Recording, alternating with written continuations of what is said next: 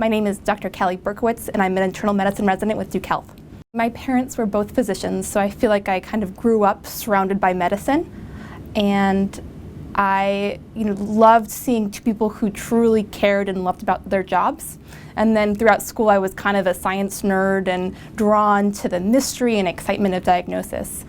Though I have to say what really has motivated me throughout my medical training has been the relationship I've been able to build with patients.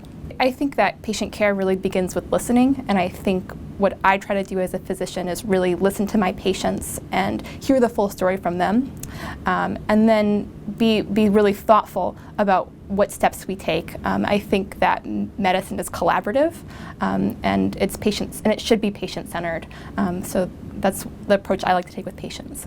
I think that Duke is a very special place. I completed my medical education at Duke and then chose to stay on as a resident. I think it's a world-class research institution pushing the envelope every day in terms of improving care for all patients. And at the same time, the clinicians you meet are very patient-centered and really advocates for their own patients and their own patients' needs. And I think that blend is something that is unique and a strong reason to come to Duke for care.